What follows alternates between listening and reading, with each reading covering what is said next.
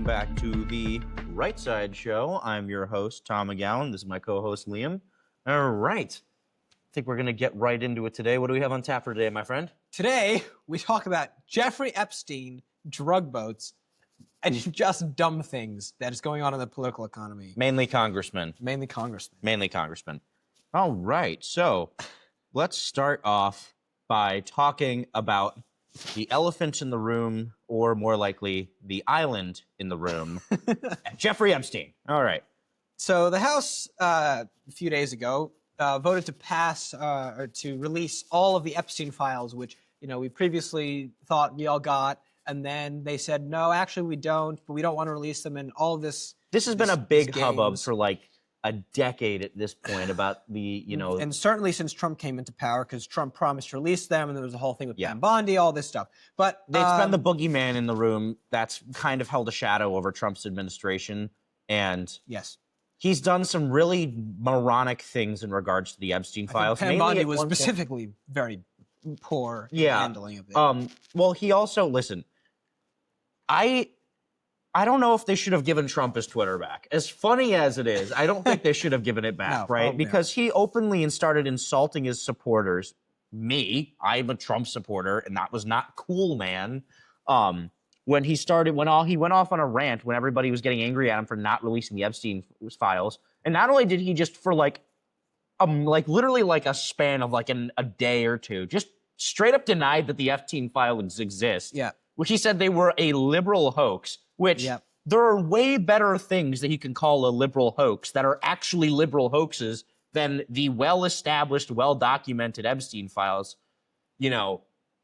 And I mean, even Charlie Kirk, before his unfortunate passing, was very critical of Trump. He thought that Trump was handling the Epstein files absolutely He insulted his supporters. He straight up denied they existed. And then the people who were getting pissed at him said, we don't like you, you're dumb. And that's insane to me that he literally called people moronic for believing in the Epstein files when they are 100% true.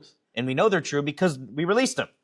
But so Trump, obviously, he switched positions, and it picked up steam a few weeks ago because more stuff came out about this, or like emails were released and this and that, just a bunch of stuff to stir to the pot. And then Trump said that obviously his position was that like they don't matter, or all this nonsense. So the Democrats, they took the position that, okay, now we need to release the Epstein files. We need to release the Epstein files, blah, blah, blah, blah. I'm hoping that Trump played him like a fiddle to get the Epstein files released.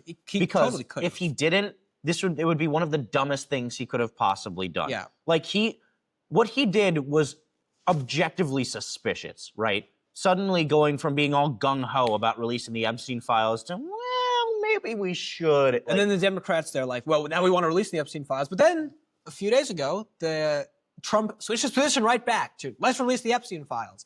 And so the entire House, except for one person, I think, voted to release the Epstein files. Whoever voted against releasing the Epstein files needs to have their geolocation of their hard drive checked.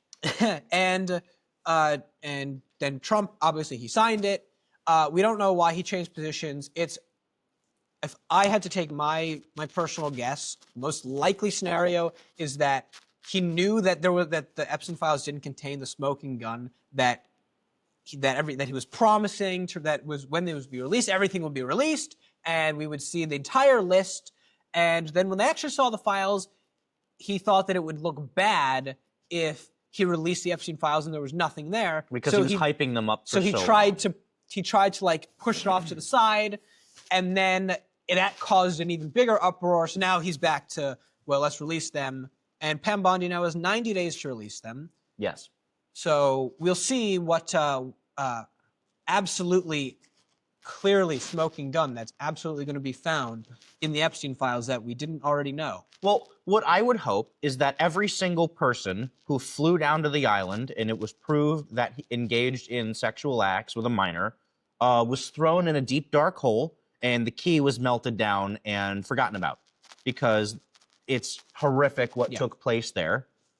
And regardless of all of the conspiracy theories about the origins of, why it exists, it's horrible that it did exist, and it's horrible that so many people in high-ranking positions Because, I mean, at one point, I forget who said it, but somewhere someone in the government or Congress said it would be a national security issue to release the Epstein files.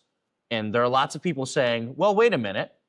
Why would it be a national security issue to release the Epstein files? Who's in them that we need to keep a secret for national security? Yeah. Right? So Which implies that people, and sorry to interrupt, but implies that major people in the government are on them. Prince Andrew, famously, being on them, was a prince in the British government. That is a very high, well-known position. Yeah, he's been stripped of those stripped titles. of all of his titles, his land, and all of everything by the Queen before her untimely passing. And it's an incredible situation for all of the wrong reasons. And I'm hoping that releasing the Epstein files will hopefully clear this up a little bit, even though I still think that the government is never going to admit the true reason for it existing. Well, I mean, that's the problem with this, is that, like, when you have a conspiracy theory, everybody, and I mean, Trump and Penn Bondi, they were absolutely, I would say, use the word complicit in causing this. Like, when the conspiracy theorists think that, you know, like, it was an Israeli operation to, like, blackmail everyone, and then, like, it's almost like implied by the Trump administration, by Pam Bondi, and then when it comes out, well, no, that's not true, then the conspiracy theorists are going to say, well, now we're not getting the full truth. They're redacting everything because of whatever, and it turns into a giant cycle of the conspiracy theorists are never wrong, and there is validity to question what's being released, but in situations like this, we will never have a definitive answer, because if the truth is not what the conspiracy theorists or what the public want it to be, everybody's going to think that even if it's the truth, that it's not the truth, and that we're being kept information. Part of the problem is the government has been so shady about this. Absolutely. That I don't think, well, my problem is this. Like, everybody loves to use the term conspiracy theorist to discredit people who don't trust the government. And it's not like people who don't trust the government, like, think they're batting 1,000. It's just people who don't trust the government in general, which I think most people at this point don't. No. And the problem is, I see there being, like, the conspiracy theorists, as much as people hate to admit this, have been getting it right a lot. There have been a lot of issues that the conspiracy theorists have been, called crazy for. And then lo and behold, 6 months later, it comes out, well, actually, the conspiracy theorists were true. And so my problem with the whole Epstein Island issue is I think that there is some sort of national entity involved. I don't know if it's necessarily people blaming the Jews for everything, which Candace. Oh my God.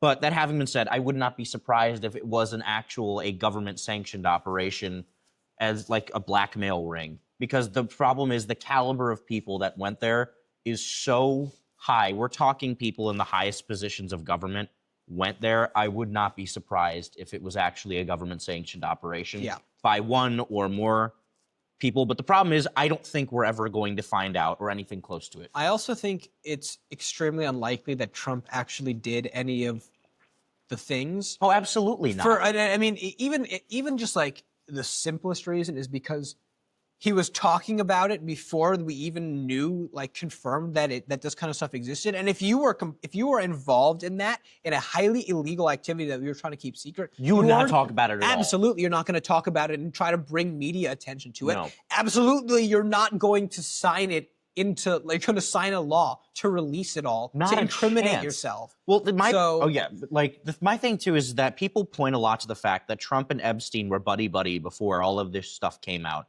And to my response to that is that Trump made his money in New York real estate and then branched out from there.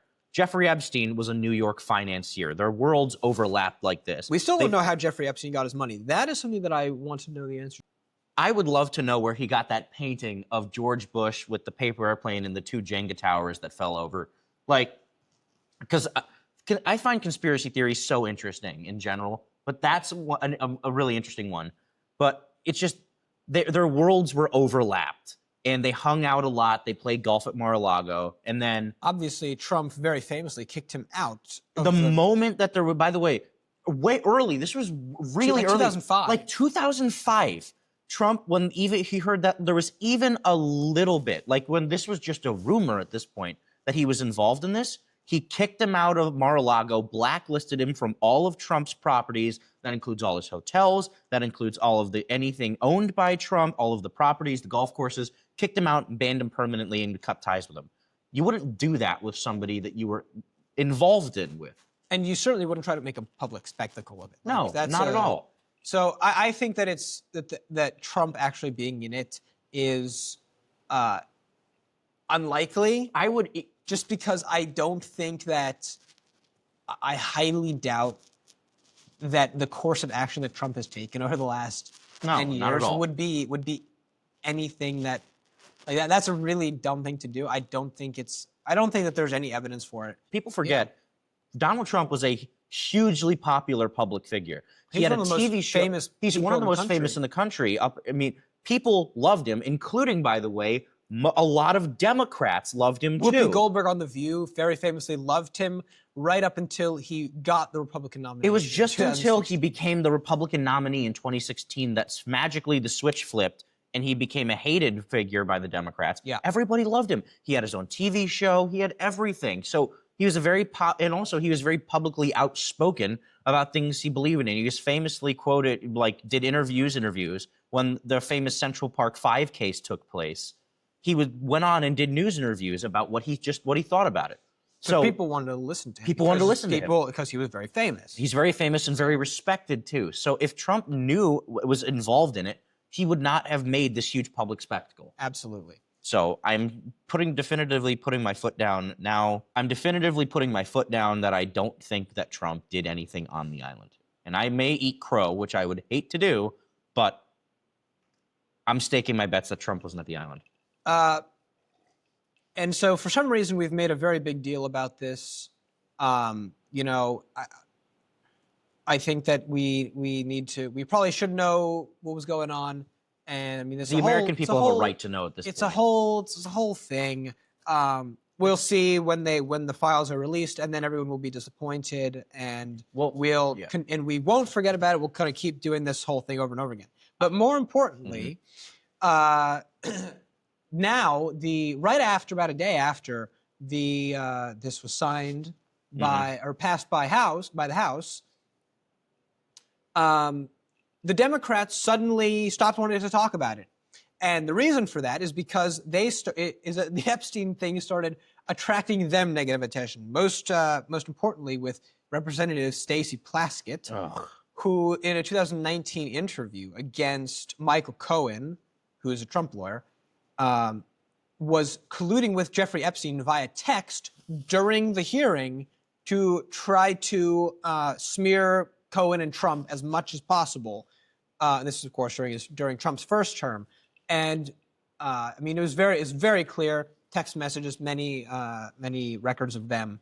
And the text messages are very, very strange. It's almost like, I think one of them was like, quick, I'm up next. Who is this person? And then Jeffrey Epstein said, this is whatever person. And then she referred to the person incorrectly by their Mrs. whatever first name. They started with an R. And that's they crazy. had to correct them. No, it's a different, that's the first name, the last name, all this stuff. So it's a whole thing. And the Democrats now after that happened, the House voted against censuring and removing her from the House Intelligence Committee. But then the money stuff started following, because then it was revealed that she received about $30,000 from Jeffrey Epstein about 5 years after he was convicted, and so did a bunch of Democrats like Hakeem Jeffries and all these people to fund their political campaigns. And yet you look at, by the way, when everybody freaking out about the quote hush money scandal with Stormy Daniels as well. When, for the record, I just want to go on record and saying this, that Bill Clinton had an affair and paid a woman hush money, who then went on live TV holding up the check that Bill Clinton paid her. And nobody said a thing. Listen, I am not against calling out presidents or political figures for their own wrongdoings. Absolutely. I am very pro doing that. That's half the reason we started our podcast. It's a great thing. We just want the standards to be applied equally to everybody, right? If you're not going to freak out about Bill Clinton paying hush money to someone he engaged in sexual relations with, you shouldn't freak out if Trump did it. If you're going to freak out when Trump does it, you should have also freaked out when Bill Clinton did it. But the moral of this story is that this whole Epstein thing, not a single politician actually cares about it. It's just a publicity stunt. It turns into the Democrats are sitting there. Well, how can we get Trump now? Oh, we can bring the Epstein thing back, and then, oh no, we've just accidentally revealed that all of us, we all got money from Jeffrey Epstein, and now it looks really bad for us. We're just gonna stop talking about it. We're gonna not answer any questions. We're just gonna deflect it back to Trump. Well, actually, no, this and that and that.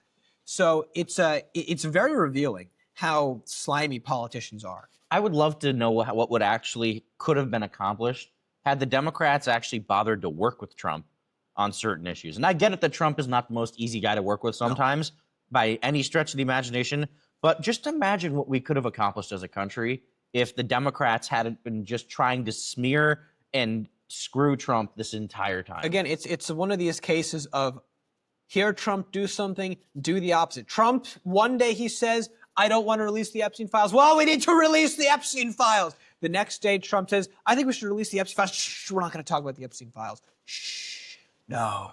Jeez. It's a bad thing, actually, to talk about the Epstein files. Yes, of course, because then our wrongdoings will be brought to light. We can't have that. So I say this like every day. We live in clown world where our politicians, the people who run our country, they don't think they actually have they don't have souls. They just say things. No. They say things that make them more popular. It's crazy, by the way. The stuff that they're saying is what's making them more popular too. Yes. But anyway, enough with Jeffrey Epstein, unless it comes out that there's a bunch of sitting Congress members that flew to the island, in which case they need to be arrested. It'll be enough of Jeffrey Epstein for now until the files get released. We've got 90 days. And then it's a big story again when the files are released. And then, when the files are released, there's going to be nothing. And we're going to be demanding more files be released. And it's going to be this cycle. So until then. How many of those do you think are actually going to be redacted? That's my question. All of them? Yeah, it's going to be, It's going to be like, redacted, did redacted. You know what we should do? Listen, I just downloaded Robinhood so I can invest. I think I need to invest in the HP, I need to invest in like printers the day before they release all the Epstein files because the entire pages are just going to be covered in ink. And the stock price of all the companies that make ink is going to go up like 30%, okay? All right. So until that happens, yes, we're going to shut up about Epstein because it's a waste of everybody's time. And the next topic we are going to talk about is a video posted by several Congress members and former members of the intelligence community that wanted to reiterate to the members of the armed services that they are not under any obligation to follow illegal orders, which you are told that you are to uphold the values of the Constitution against both enemies, foreign and domestic, when you swear the oath to serve in the armed forces, which includes, by the way, not following orders that are illegal or unconstitutional. So every single man, woman, and other service member in the United States military knows this oath and should know it by heart. However, they felt the need to reiterate this in the wake of the strikes against drug boats in the now Gulf of America. Mm-hmm. Love that. And most likely also in response to the ICE raids happening all over the country. We briefly touched on this in the previous episode about the destruction of drug boats in international waters, and I think it is fantastic.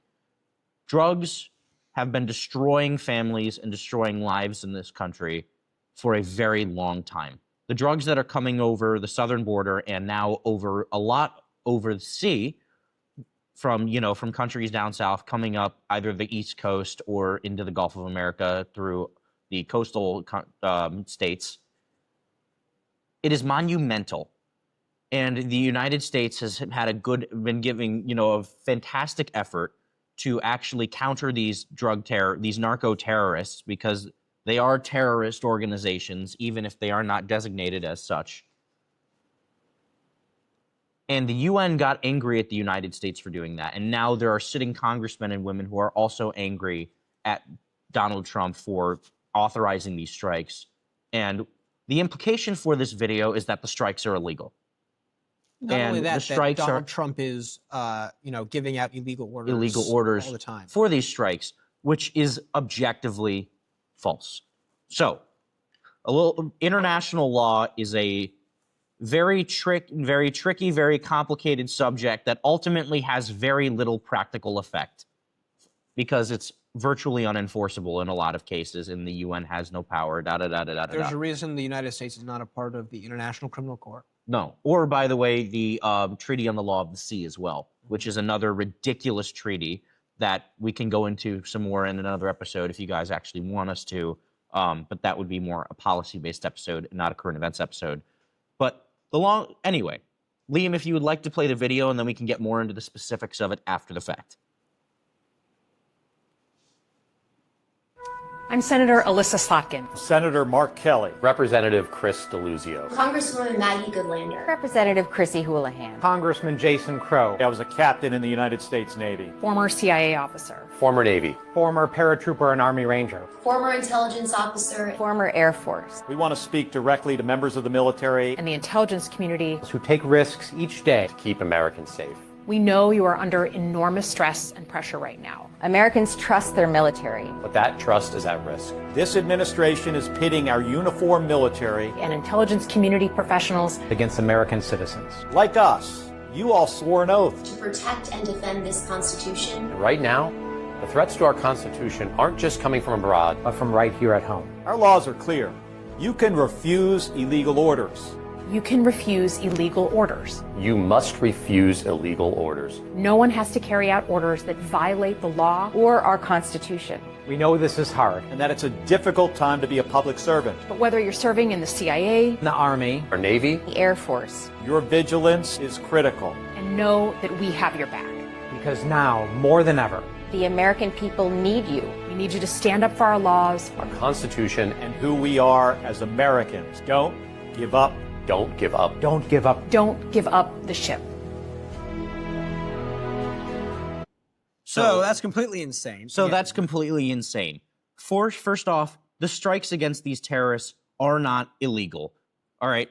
The United States Coast Guard has been intercepting in international water these drugs, these speedboats, and these what are called narco subs, which are a classification of boat called semi-submersibles, meaning that most of the thing is below the water, have been conducting targeted strikes against these boats for decades at this point, most of which are in international water. The United States only owns, if I believe it's like a 2-mile strip around the country out into territorial waters. It's probably a little bit more than that. If you want, you can look it up. But it's not a very large distance. It's not hundreds of miles. Most of these drug interdictions happen in international waters. The difference is now there are so many of them coming by water, and we would like to send a message to these cartels that we don't play nice with people that seek to do us harm. 12 nautical miles. 12 nautical miles. That is a Water. tiny, tiny strip of water around the continental United States. Most of these it's insane that people are getting angry, and sitting members of Congress are calling these orders illegal, which they are not. Okay? The basis in which they are calling these illegal are saying not only are they happening in international waters, which is not, by the way, a blank check to do whatever the heck you want, because we are protecting state sovereignty since their destination is known to be the United States. But the other half of that is that, well, what if they're just fishermen? I mean, these are just, what if they're just fishermen or people out for a nice day on their boat or that sort of thing? Okay. I will give you a little fun fact here. The way that they track these boats and they actually find and discover these boats are through sometimes sonar buoys, but more likely than not, through thermal cameras on ships and aircraft. Thermal cameras, the ones that the United States possess, and I'll give you a little fact here about the Bradley fighting vehicle, at a range of 2 miles can tell the heat difference between somebody's jacket and somebody's shirt. The resolution on thermal cameras that we currently operate by the Navy, the Army, the Air Force are incredible. These are not mistakes. It is very easy to tell a group of fishermen on a center console from drug-running narco-terrorists. They are running on routes that we know and are known to have these boats run when they're smuggling drugs. Going quite fast in the middle of nowhere. They're in the middle of night. They are traveling on these routes on fast boats or speed boats that match the make and description of boats that they used in the past. They have cargo that looks suspiciously just like the way that they pack drugs into these containers and by the kilo. And so we are striking at them to send a message that we do not play nice with people that seek to do us harm. We're cracking down on the border, and we have to crack down on these illegal drug smugglers coming across the Gulf of America. And it's insane to me that sitting, again, I'm going to repeat this because that's how crazy it is, that sitting members of Congress are implying that the orders that Donald Trump are giving are illegal, and that because that they are supposedly illegal, that they should be defied by members of the armed forces. It's not only that. This video is the video is obviously a publicity stunt. If you actually wanted to alert the military, you wouldn't publish it out into the world for everybody to see, like they in the way that they did it. Otherwise you would go through the military and the military structure and this and that. If they wanted to actually do something about it, they would conduct a congressional investigation into the strikes, which is well within their power to do. But guess what they haven't done? Exactly that, proving that this is indeed a publicity stunt more than anything else. And it's also very interesting the way in which they frame it. What was it that they said? Don't give up the ship. Don't give up the ship. That's a Navy like come on. innuendo. Like it's essentially, if you are, this is like, you can either read it two ways. You can either read this as like I went out and walked into Congress and said that it's the duty of Congress to uphold and defend and protect the Constitution of the United States. Well, okay, everybody knows that. Why am I doing it then? It's obviously because I don't think they are upholding and defending the Constitution. The way in which this is presented, and especially the words which they use, it's a form of it's pretty much saying that Donald Trump is going to like overthrow the country, and that he's an evil like dictator fascist, and that all of his orders are illegal, and you shouldn't obey them because Donald Trump, the commander-in-chief, is breaking all these laws or something like that because he's Hitler. And at this point, it's very easy to tell when the Democrats do this because they kind of half say it out loud, and then they pretend, oh no, we weren't saying that. We just are saying that it's illegal to do this. But the whole way in which it's phrased, it's like, come on. I mean, if you have to dig really deep to make an excuse for something, chances are you're purposefully avoiding the actual reasoning for that it was made in the first place. It's dumbfounding. I mean, I would love it if these congressmen and women had legitimate concerns that the strikes were illegal and being conducted against civilians. They should file a congressional investigation. I encourage them to file a congressional investigation if that's what they truly believe. But it's not.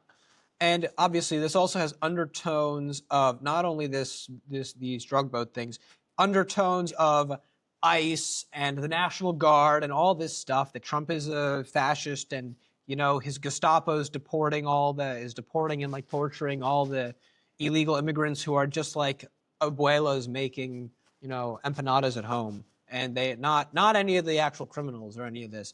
That this is obviously the implication, is that everything that Trump is doing is illegal, and as a result, we need to get rid of him, and including a military coup, which last time I checked sounds pretty treasonous to me. So I don't know what your take on this, Tommy, is, but I think it's probably pretty similar. It is very similar, and I can't believe that this is the way that this is taking a turn. This is probably one of the most cut and dry things that events that have taken place during the Trump administration, and the fact that there's two sides of it. I mean, there was a post a while back that somebody made. It said, Twitter's the only place where you can say killing babies is wrong and somebody will disagree with you. And I think that I have actually found a new place other than Twitter. It's called the White House.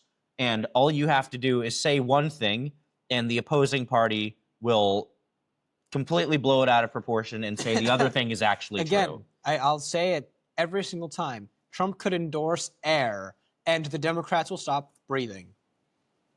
So that if that tells you anything about where this country is, I don't know if there's anything clearer than that. Seriously. And I think that goes into our next topic, which we can briefly touch on, which is current ongoing arrests by ICE, the Immigration, Customs Enforcement Agency. In Charlotte recently, there was an operation called Operation Charlotte's Web, aptly named, where over 250 illegals were arrested in the city center. And there is an ongoing struggle across the country by ICE agents to keep apprehending and keep arresting more and more people. The agency is doing a fantastic job, and they are continuing to uphold the Constitution. And liberals keep upholding trying to be jerks. And they keep attacking ICE agents. There was a recent law, or there's a law that is going to hopefully be passed in Florida called the HALO Act. And the HALO Act in Florida would guarantee the 20-foot radius around officers and federal agents, an ICE agent, that sort of thing, conducting operations or an arrest. And by the way, HALO meaning the circle, meaning there's a radius in which people cannot enter. That's not saying people cannot film, they cannot even shout if they want to, but they cannot enter this radius around the agents or the police because of just how much the attacks have skyrocketed against federal agents and police. Being an ICE agent is probably one of the most dangerous things you can be doing right now. The amount of death threats that the agents have received and things like that is completely insane. So there's a huge controversy that's been happening with ICE recently is ICE agents wearing masks. They're wearing shamogs or face coverings. And the reason they're doing that is not because they want to be doing that, but it is because people have been taking pictures of ICE agents when they don't have the facial coverings on. They've been posting them on the internet. They've been finding these people, and they've been sending death threats to their homes. There's an audio recording of a call of a woman who called an ICE agent's home and threatened his wife and 2 young children, saying that they were going to come and they were going to throw Molotov cocktails through their window because of they were doing their job. And that is that is deranged to me. It is. I can't even begin to fathom doing that. And I can't believe people are justifying this. So it's just another thing touching on ICE's ongoing operations, other than the raids in Charlotte, North Carolina, and the continuing operations in California, Oregon. There's a big operation being opened up right now, especially in Portland, into all of these sanctuary cities. It's, they keep doing their jobs, and, the Democrats keep trying to get in the way. And it is a huge problem, but, hats off to ICE for continuing to do their job in the face of this adversity. Absolutely. So I think we pretty much touched on everything, right? Is there anything else you'd like to mention? Any final thoughts? The only thing I was going to say is I really thought that when Trump was elected, I really thought that it was going to be the end of this kind of childish behavior. Yeah, like Trump says this, I do the opposite. I really thought that because he won every single district, 95% of the districts in the entire country shifted to the right. And I thought that the Democrats were going to take a hint and they were going to maybe not try to be as actively, inflammatory. Yeah. And I think I guess credit to the Democrats. They doubled down on it, and they've tried to slander Trump so much that they have brought his image down. And their own image in the process, too. To be fair, Trump has also done dumb things, which have brought his image down. I think the tariff thing is dumb. He's actually rolling them back. A lot of food tariffs over the last week have been rolled back significantly. To be fair, most of the tariffs that he implemented were purely a negotiation tactic. They were saying, we're going to implement these tariffs if you don't do X, Y, Some or Z. of them yes, some of them no. But it's a whole thing. And then obviously with the Epstein thing and all this stuff, Trump has damaged himself enough. He just like Trump normally likes, like a normal Trump, just like a normal day with Trump is like he says Another day in something the inflammatory, whatever. And the Democrats, to their credit, they've doubled down and they've managed to slander Trump so much that that people are moving back to the left because they forgot what a disaster. I forgot. Like I saw something about Biden today, and I forgot that a year ago he was our president. Yeah. We completely forgot about the last 4 years. The 24-hour news cycle They were is so crazy. bad. I mean, we've forgotten about Charlie Kirk. We've forgotten about Trump getting shot once, nearly shot again. He's almost been assassinated like 3 times, and We've- people just seem to forget about We've that. forgotten that Joe Biden was a disastrous president. We've forgotten all of these things. And the Democrats, we've forgotten that Zoran Mamdani was elected. That's already out of the news. Nobody That remembers. was only this. like a week and a half ago. We've already forgotten that Zoran Mamdani is the new face of the Democratic Party, and so is AOC, and that the Democratic Party is going that way. But they've managed to slander Trump enough that they've began to claw some support back. And then if they get elected again, if the economy goes terrible, which it could, depending on whether or not this AI bubble bursts soon, which it probably will, and that would be a big disaster for Trump. Not completely out of his control, but it's just something that happens. And as Bill Clinton said, it's the economy, stupid. So, Well, I think that the reason why AI has been such an issue recently is because there's been this trend over the last 20 years, and I don't quite know when it started. It may have started with Bill Clinton, or it was last 30, I should say, years then. I don't know if it started with Bill Clinton saying that everybody should go to college and everybody should do this, that, or the other. The Department of Defense alone, over the next 10 years, needs 600,000 electricians. And these jobs don't exist. Manual labor, unskilled labor, and by the way, when we say unskilled labor, that's not saying it's labor that doesn't require skill. Because it's very skilled. anybody that works with drywallers, carpenters, electricians, stonemasons, anybody knows that these people in the trades, they are masters of their craft. They are artisans. yes. It is not unskilled, but when we talk about unskilled versus skilled labor, it's talking about labor that do you need a college degree for it? And people have been sold this lie that everybody needs to go to college in order to be successful, when that is objectively not true.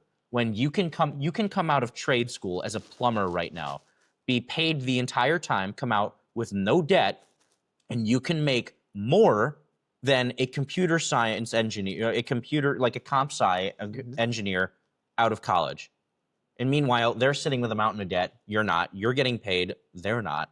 It is the right idea that most people in this country don't go to college, because most work in this country, frankly, doesn't need a college degree. Yeah. The only time people should be going to college is if it requires higher level education. For example, if you're Medicine. a lawyer, Lawyer, medicine, yeah. engineering, accounting, stuff that requires advanced degrees, advanced mathematics, advanced understanding of the law, that's when you should be going to college. If you want to go and you just want to get a major in philosophy or communications, go to community college if you're just interested in taking classes. Other than that, most people shouldn't be going to college, and I think that we're going to learn that the hard way when, like you said, there's a bubble growing right now around AI. And There's an incredible, and the real problem is that people like OpenAI and other companies like Oracle and NVIDIA, they all have a circular flow of money where NVIDIA or Oracle will invest billions into OpenAI, and then OpenAI will then buy billions from in computing power from Oracle, and it's this giant thing of circular money. It's mostly the AI which has grown the stock market over the last few years, and if there's not a return soon-ish on the amount of incredible amounts of money that are being spent and invested into AI, just like with the internet and the web.com boom and crash, it's going to be the same thing. And there's really, unfortunately, there's nothing that like Trump can do about it. And No. The only thing he could do, encourage people to do, is go to trade school and work in labor other than, the computer science industry. Because, 3 years ago, when we were in 2 years ago when we were in high school, even when we were high school seniors, the job market for people working in computer science and tech was massive. Yeah. Huge. You could go if you had graduated from, college when we were high school seniors 2 years ago, you could have very easily gotten a job making well over 6 figures out of college. And that was a common occurrence for people who were good at what they did. Now, everybody is fighting tooth and nail for the increasingly shrinking amount of jobs in the tech sector. Yeah. And it's all going to burst at some point, because while AI is incredible, it's also still very dumb. AI is not going to be able to replace humans at least for another 10 years, based on what I have seen. I'm not based on what the companies keep saying, because the companies keep lying about what the capabilities of their AIs are. Within the next, it may be in 10 years where AI can finally replace people, but until then, it's just this, like you said, this circular trade of AI companies keep growing, people keep investing in them, they keep buying different things, it just keeps going around and around and around and around. It's going to pop at some point, and it's going to be a problem. Yeah, I mean, really, there's nothing that Trump can do about it, like from a policy standpoint at all. No. And if it pops while he's in office, it's going to be a gigantic economic downturn. And, people are on the right for some reason have this mentality that the right will never lose. Like, look at how we're winning the culture war. The woke is dead. I promise you, It's not dead just yet. if this bubble bursts, and it has nothing to do with Trump at all, if this bubble bursts, Trump will not, the Republicans will not be put back in power, and AOC will become our next president. God, don't say And that. Ugh. It's true. We can deny it all we want, but unless you focus in reality, and the Republicans need to focus in reality, because if you don't focus in reality, I didn't realize that AOC was so popular with the young ones. I didn't realize that. It's just like, She's a honeypot for socialism. it's just that would be an actual disaster. It would- So Every single time I see her up on a congressional deposition, she gets flamed by people who are answering her. She does not ask good questions. I'm not going to go as far as to say she's unintelligent, even though, based on what I've seen, I believe she is. But that having been said, I don't think she's very tactful when it comes to politics. I just think that she's latched onto this one idea and is pretty, and so people vote for her. Again, what did you say the last episode? No homework, free ice cream?